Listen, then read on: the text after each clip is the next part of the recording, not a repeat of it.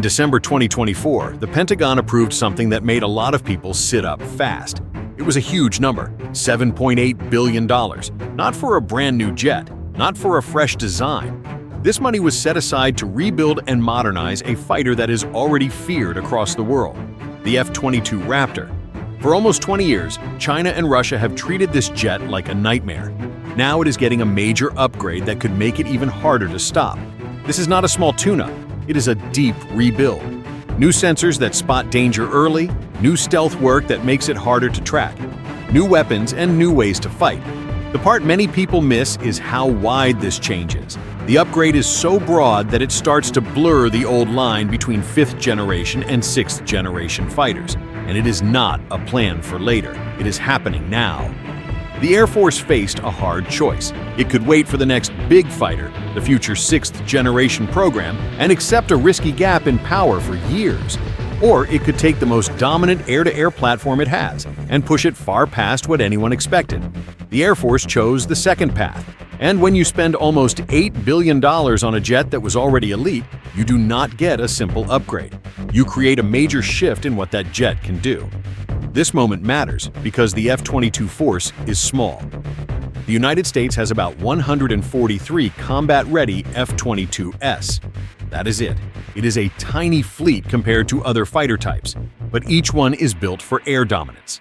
No other country has a fighter that matches the same mix of stealth, speed, and how it blends sensor data into one clear picture for the pilot. That is why the Raptor still stands out. But there is also a truth that cannot be ignored. The F-22 first flew more than 26 years ago. It entered service in 2005. That means some of the tech inside it comes from an older era. It was cutting edge back then, but time keeps moving. At the same time, rivals have not been standing still. China is building large numbers of J-20 stealth fighters. Russia is still pushing the Su-57 forward. Both countries talk openly about 6th generation plans. The air threat picture in 2025 is not the same as it was when the Raptor first joined the fight. So the problem became urgent. How do you keep air superiority strong when your top fighter is aging and the production line closed years ago? The answer is this modernization push. In late 2024, RTX won a contract worth about $1 billion aimed at advanced sensor upgrades. Lockheed Martin also received a deal worth about $270 million for next-step infrared systems. Those numbers show the scale. This is not a small patch. It is a rebuild of key parts of how the jet sees, thinks, and fights. The first big change is the sensor package. The F-22 is getting an infrared search and track system, often called IRS. This gives the jet a new way to find threats. Radar is powerful, but it sends energy out. That energy can sometimes be detected. IRST is different. It is passive. It looks for heat. It can spot enemy jets and missiles by their heat trail without shouting your position into the sky. The plan starts with about 30 pods. Then it expands. The goal is to equip the Block 30 and Block 35 jets across the fleet. The jet is also getting stronger radar modes, including synthetic aperture radar tools. In simple terms, this helps the pilot see the ground in high detail from far away.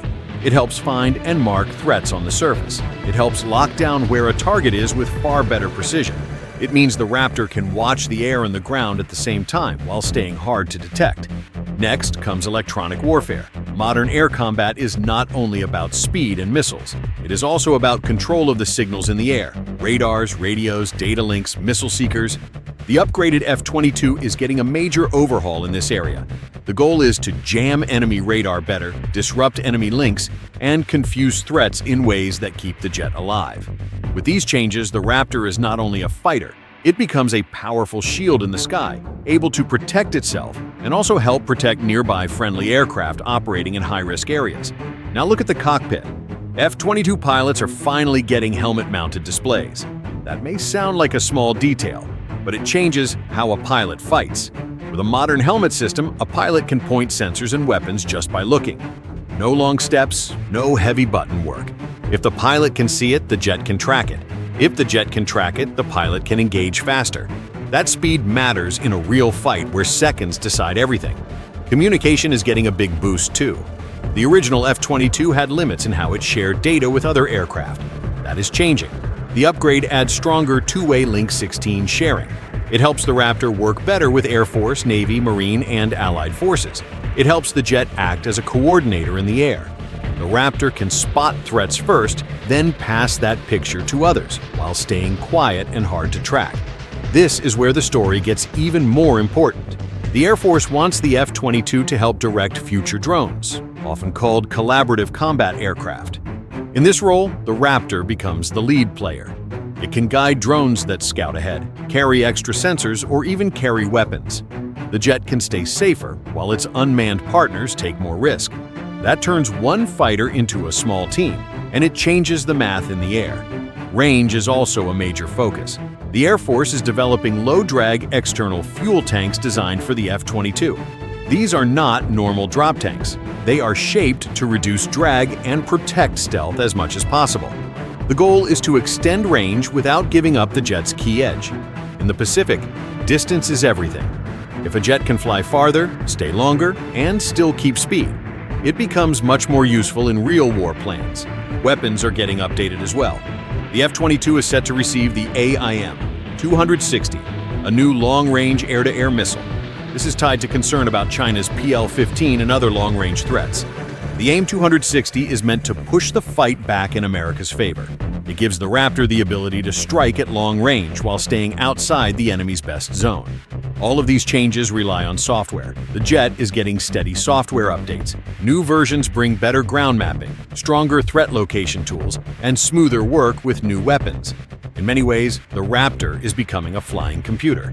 It gathers data, sorts it, and gives the pilot a clear plan faster than a human could do alone. That speed helps the pilot make the right move first. There is a smart strategy behind all of this. A lot of these upgrades are also feeding into the future 6th generation program. The F-22 is being used as a test bed for key ideas, new coatings, new ways to link with drones, new electronic warfare methods. The Air Force gets real experience now, instead of waiting for the future jet to arrive. So, does this make the F-22 a true 6th generation fighter? Officially, no. 6th generation is usually tied to things like deeper stealth, strong AI help, full networked battle control, and often an option for unmanned flight. The F-22 will not become an unmanned aircraft, but the upgraded F-22 will check many other boxes. It will have better stealth work, better sensor fusion help, stronger network links, and a planned role as a drone controller. The gap between Super Raptor and true 6th generation becomes smaller than many people expect. This matters because the next generation program still faces challenges. Cost has been a big issue. Timelines are long. The first flight is not expected until 2028. Meanwhile, rivals are building more stealth fighters today. The upgraded F-22 acts as a bridge. It keeps air dominance strong while the next platform takes shape. The total plan through 2029 is about $7.8 billion. Later totals through 2031 rise even higher. That sounds massive, but compare it to buying new jets. You could buy many F-35As for that amount. But the F-35 is built for a wider set of jobs.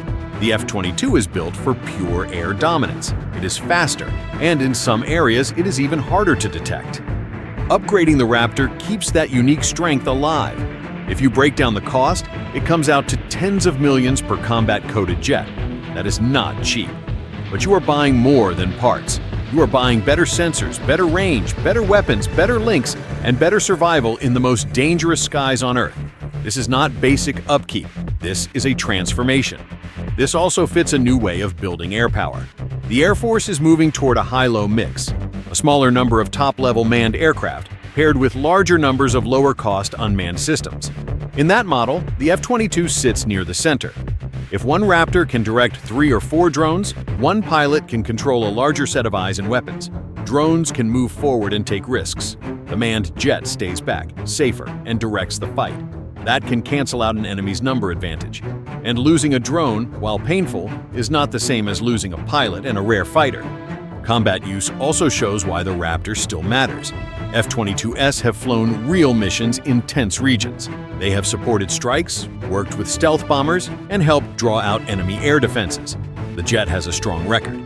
No F-22 has ever been shot down in combat. That does not mean it is invincible, but it shows the platform's built-in strength. The message of this upgrade reaches far beyond the aircraft itself. It strengthens deterrence. It reassures allies. It tells rivals that the United States is not accepting a slow decline in air dominance. It signals that any major fight would face a force that can enter defended airspace, control the skies, and link with a wide web of systems, from satellites to drones to other fighters. When you look at the full package, the result is clear. The Air Force took the best air superiority fighter it has ever fielded and pushed it forward into a new era. It did it faster than building a new jet from scratch. It did it in a way that also helps the future program mature. And it did it at the moment when that power is needed most. The F-22 is not being retired into history. It is being rebuilt for a new chapter. This $7.8 billion push is turning a legendary fighter into something even more dangerous, and it is narrowing the gap between generations in a way that few people expected. The message is simple. American air dominance is not up for debate, and it is not going away. If this deep dive helped you see the Super F-22 in a new way, hit like, subscribe, and stick around for more breakdowns of the tech shaping the skies right now.